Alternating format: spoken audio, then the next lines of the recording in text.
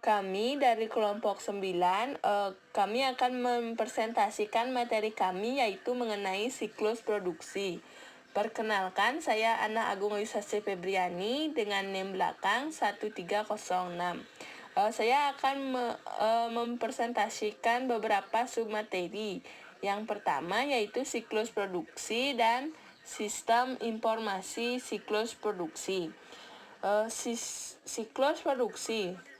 Siklus produksi merupakan serangkaian aktivitas bisnis dan operasi pemrosesan yang berkaitan dengan secara terus-menerus dan berhubungan dengan subsistem lainnya. Sistem informasi siklus pendapatan menyediakan informasi yang digunakan tingkat produksi dan persiapan.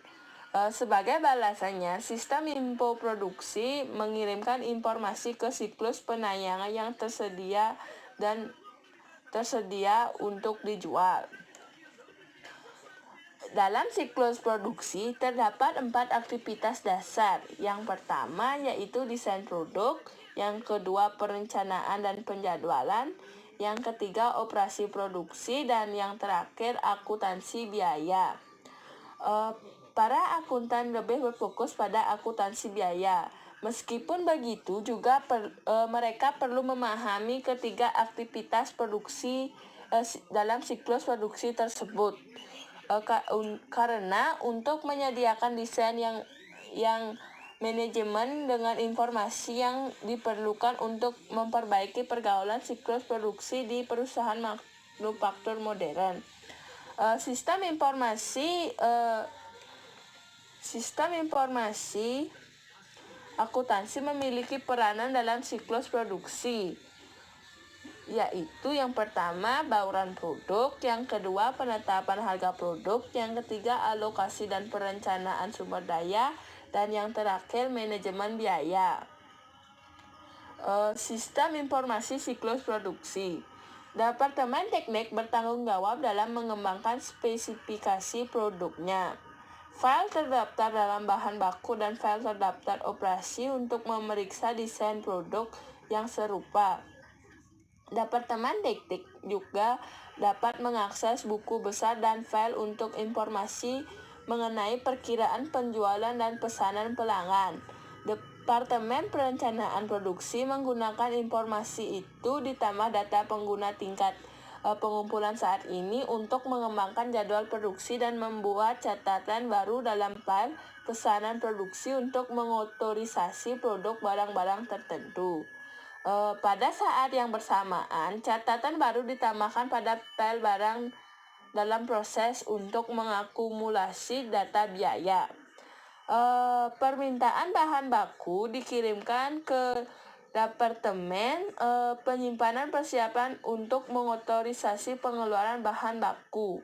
Antarmuka Computer Integrated Manufacturing mengirimkan instruksi mendetail ke stasiun kerja pabrikan, juga mengumpulkan data biaya operasional yang digunakan untuk pengajuan file biaya dalam proses dan pengiriman produksi masing-masing. Terdapat ancaman dalam siklus sistem informasi siklus produksi, dan terdapat juga cara pengendalian dari ancaman tersebut. Ancaman pertama yaitu resiko dari data induk yang tidak akurat atau tidak valid. Yaitu mengenai operasi pabrik operasi pabrik yang dapat mengakibatkan pembiayaan persediaan yang tidak tepat. Dan cara untuk menanganinya dapat dilakukan dengan membatasi akses terhadap data induk siklus produksi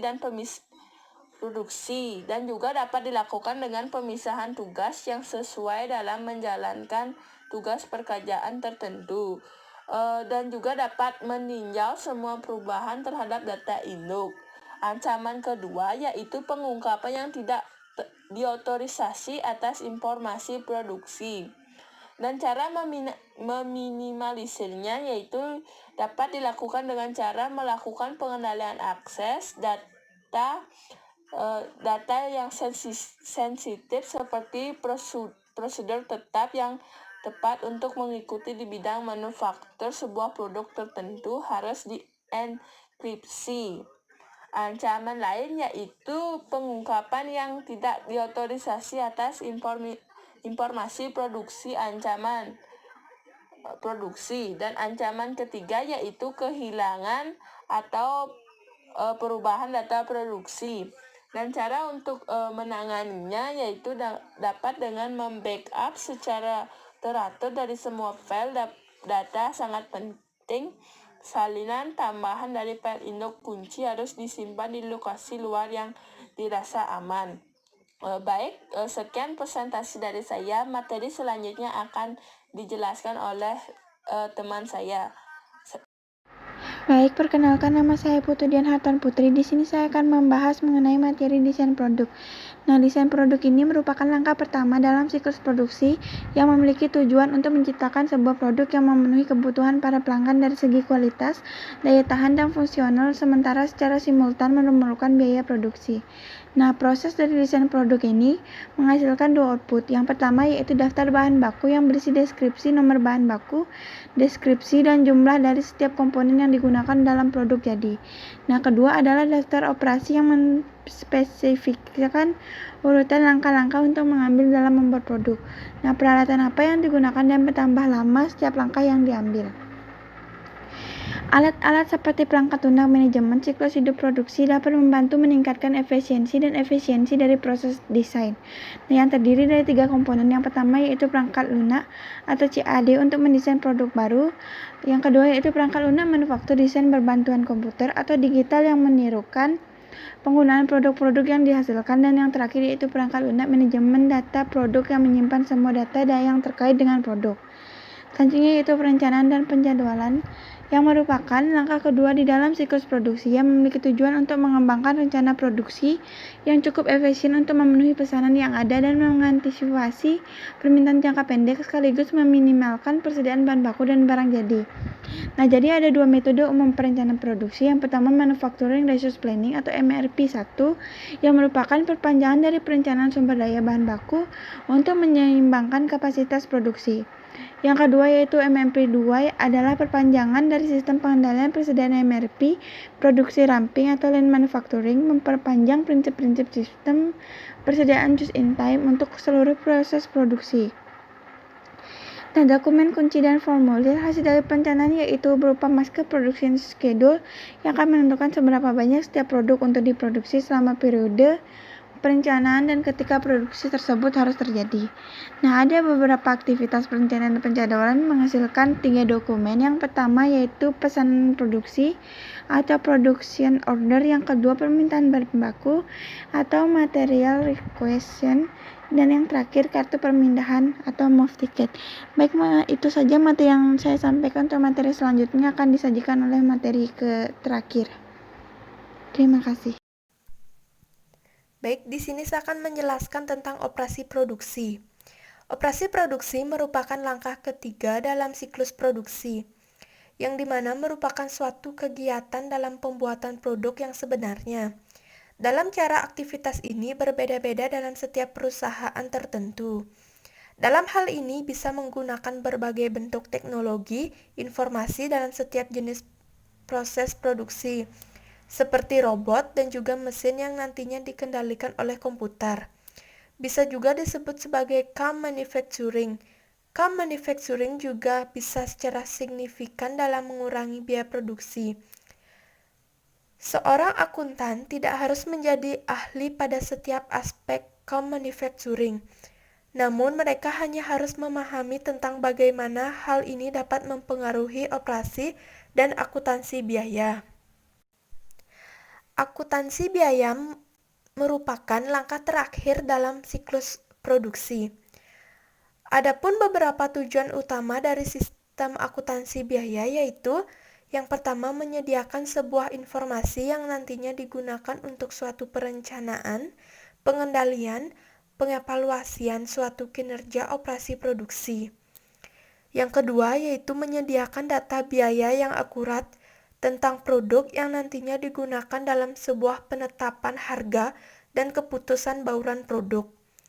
Yang ketiga yaitu mengumpulkan dan juga memproses suatu informasi yang nantinya digunakan untuk menghitung dari nilai-nilai dalam persediaan dan harga pokok penjualan yang nantinya bisa terjadi dalam laporan keuangan perusahaan. Adapun proses dalam akuntansi biaya yaitu untuk berhasil dalam mencapai sebuah tujuan. Yang pertama yaitu sistem akuntansi biaya harus dirancang untuk mengumpulkan data secara real time tentang sebuah kinerja produksi, sehingga nantinya manajemen bisa menyediakan suatu keputusan yang tepat waktu.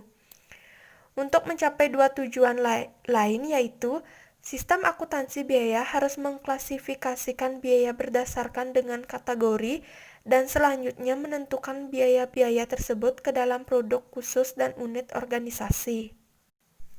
Hal tersebut sangat memerlukan pengodean yang sangat cermat pada saat data biaya tersebut dikumpulkan, karena hal itu sering kali biaya yang sama dialokasikan dalam berbagai cara. Untuk itu beberapa dari tujuan yang berbeda. Baik, sekian pemaparan materi dari kelompok kami. Terima kasih.